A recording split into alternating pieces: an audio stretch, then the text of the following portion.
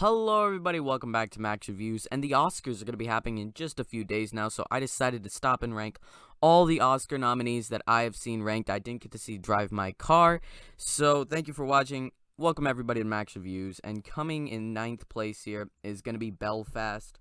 Belfast is a black and white movie set in the 1960s, the very end, 1969, where you have this family in Northern Ireland in Belfast, where you have these riots taking place and a big conflict going on between the government and the actual people living there. I've seen some comparisons to Jojo Rabbit before this movie, but I really did not like this movie. I couldn't get into it. It was too slow paced. It just didn't work. Something is a bit off. It's dark while also being light at the same time. There's some sort of slighter nice moments in there when you have the boy's relationship with his grandparents. There's some okay performances in here, but this is just not my sort of film, so I could not get into it, unfortunately. It's the only movie on here that I would actually give a negative review, and so I just could not get into it. There's still some cool stuff in here. Some of the camera work, some of the sort of cinematography is good, but for me, it's just not my sort of film.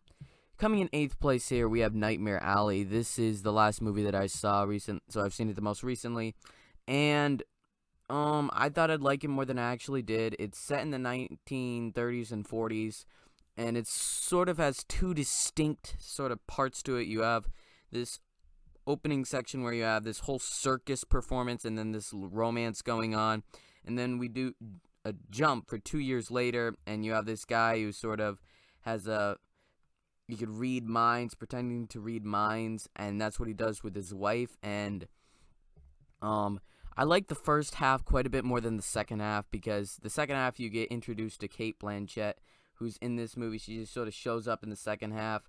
I gotta say, the performances in here are pretty good. I actually, it got extremely dark. It's dark throughout the entire movie, but it got extremely dark in the closing half an hour where you have people just shooting themselves, and it's just getting very sort of physiological and dark and creepy in all these ways, and you just see this guy who originally you liked, and then you see him in the final hour and a half just go into this horrible person that you absolutely despise. And I was wondering, how are they going to end this? This will show how I like this movie, and they ended it in a fine way.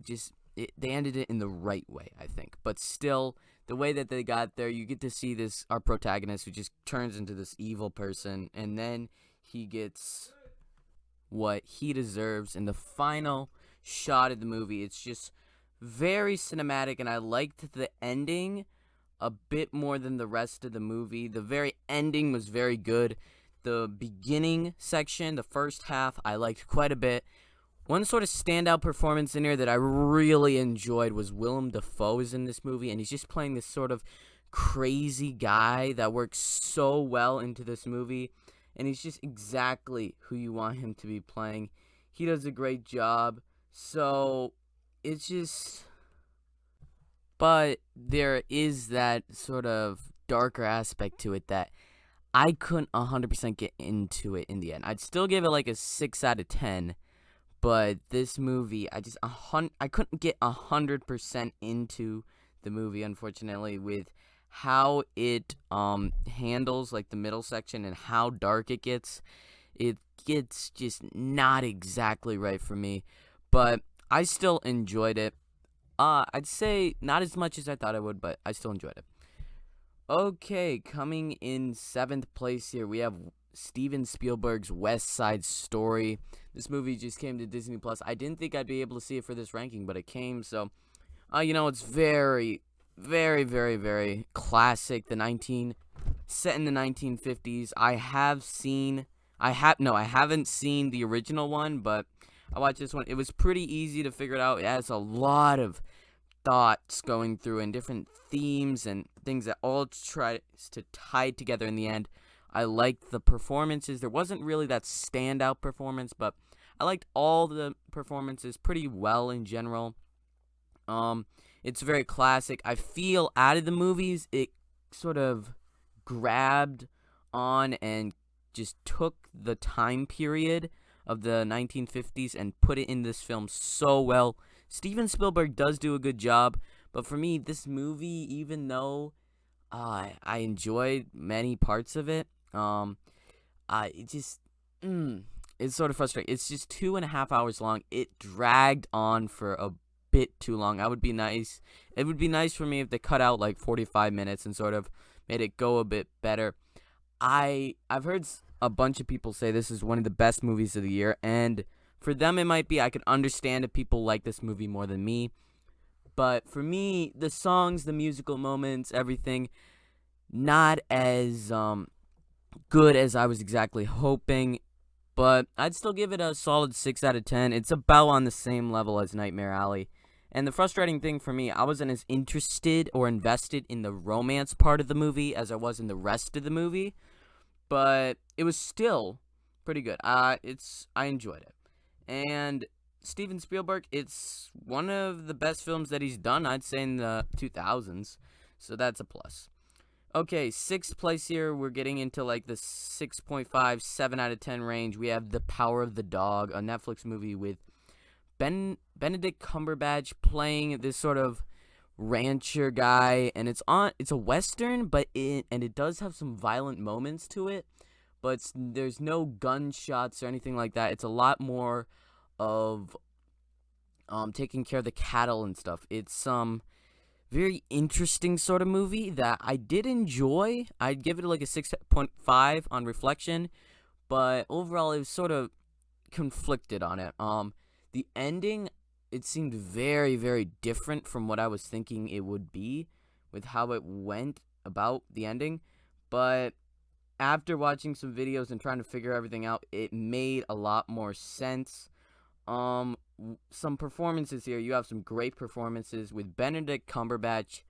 One of his best performances. I really enjoyed him in this movie. Kristen Dunst I've only seen her in like the Spider-Man movies. She did a great job. And also Jesse Plemons as her husband / Benedict Cumberbatch best friend sort of thing. Great performances all throughout this movie. It's set in like the 1920s, and then it ends and it shows that Benedict Cumberbatch character was gay all along, and that sort of nice twist to it that sort of works with the era that we're in. But I didn't exactly see that coming. Some of the stuff here was a bit slower paced than I would have liked. I was expecting like a general western, but they gave me something that I was not expecting. I liked how it ended, and just really nice movie. I just couldn't get into it as much as I hoped I would because of how just sort of slower paced it starts off, and then the whole thing, it was different from what I was expecting, so it took me a while to get into it and be like, okay, this is not going to be your general western. But when I got into it, I enjoyed it a good amount. Okay, fifth place here, we have King Richard, movie starring Will Smith and as the father of Serena and I can't remember her name, Williams, this Williams sisters who just went became biggest tennis players of all time. Basically, I have never really been into tennis. The only things that I know about tennis are the Williams sisters, and I actually really dug this movie. It was good. It's 7.5 out of 10. I already did my review for it back when it came out in November, so I don't really remember what I gave it, but I enjoyed it. It was good. Will Smith gives a pretty good performance. I think he's really trying to get the Oscar win for Best Actor. I don't know if that's gonna happen.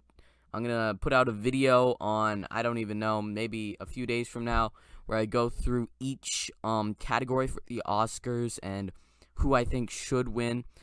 But Will Smith, great performance here. The child actors for Serena and her sister Williams, great job.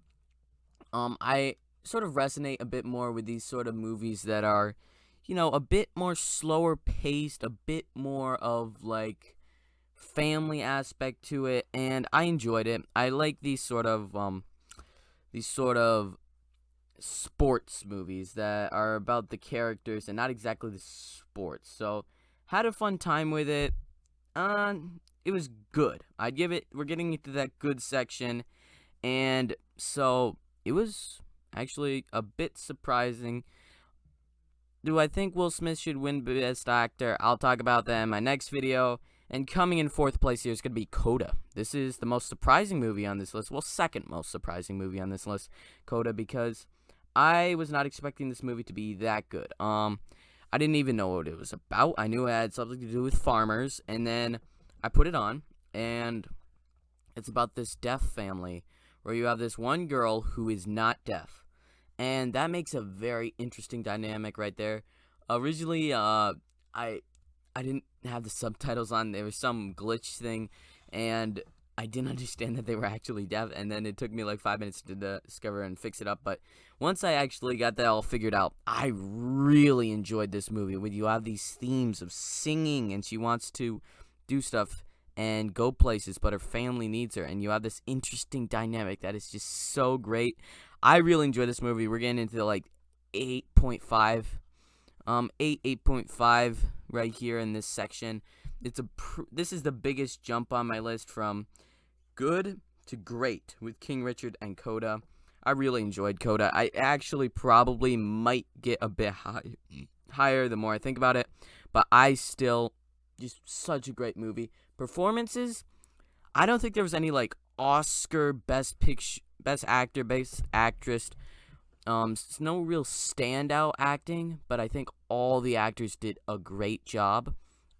Especially the dad. He did a great job. The girl did a great job. Everybody just did a great job.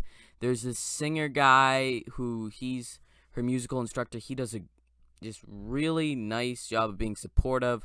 How the movie ends with her family being there. She's doing auditioning for singing, and her family can't hear her, so they don't know if she's actually good.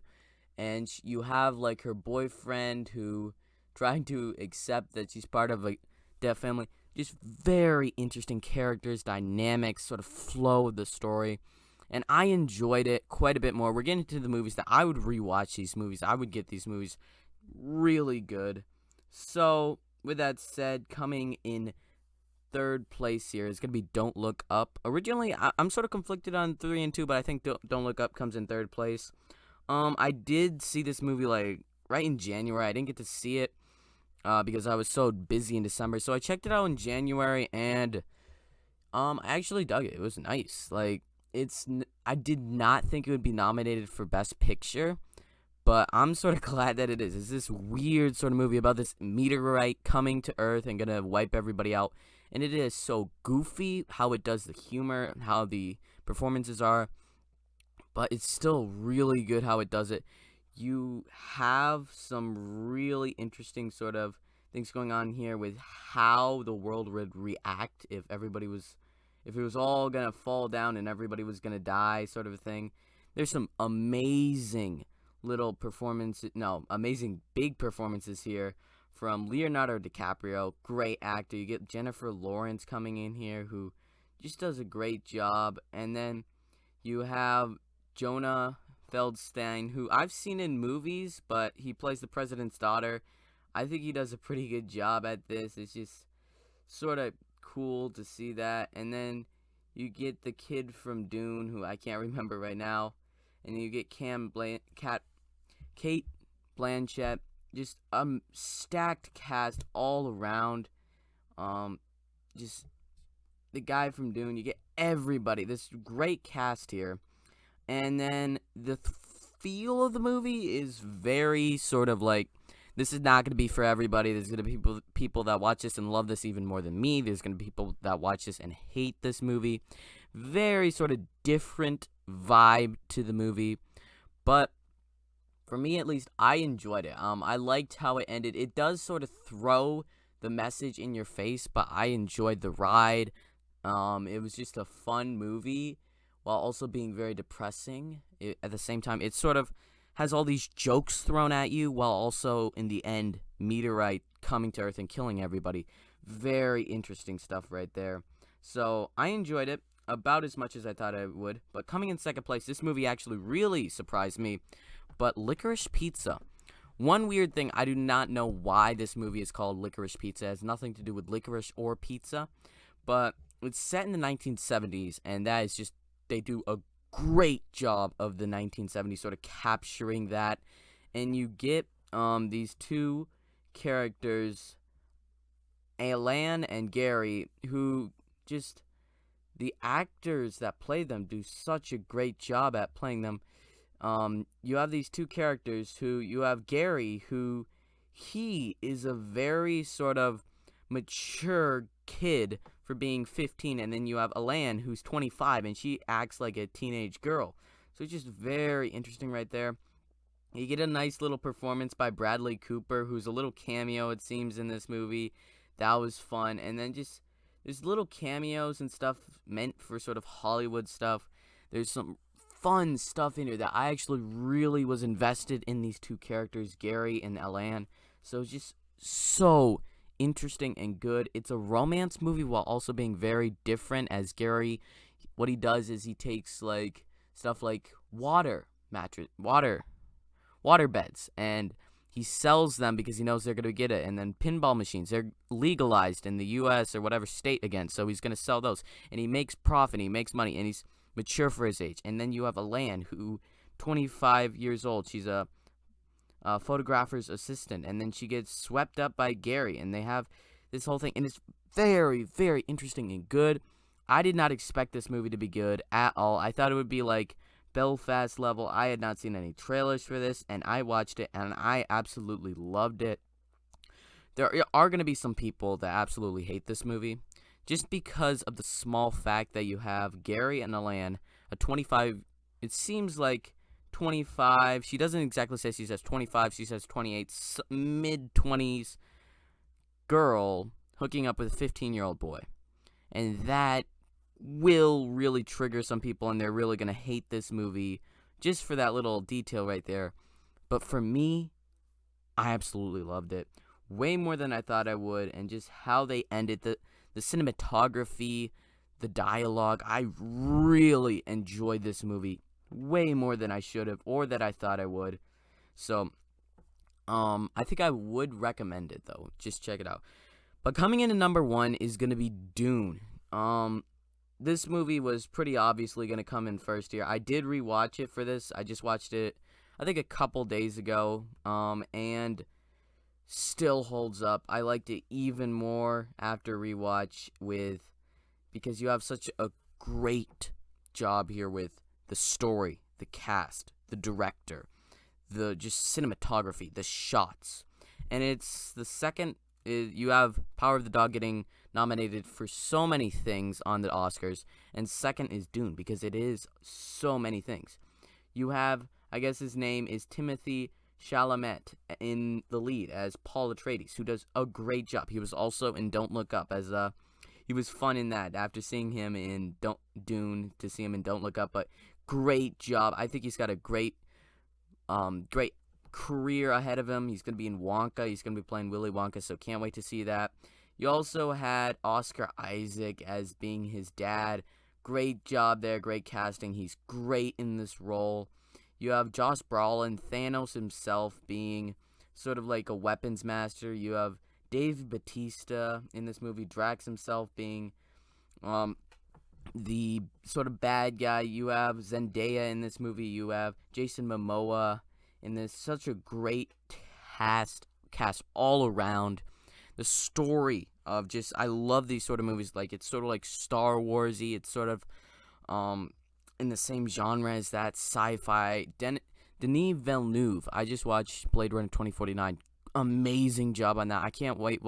When Dune Part 2 comes out, I'm going to just be rewatching all his movies and doing a ranking for that. Cannot wait for that. Such a great director. I really loved this movie.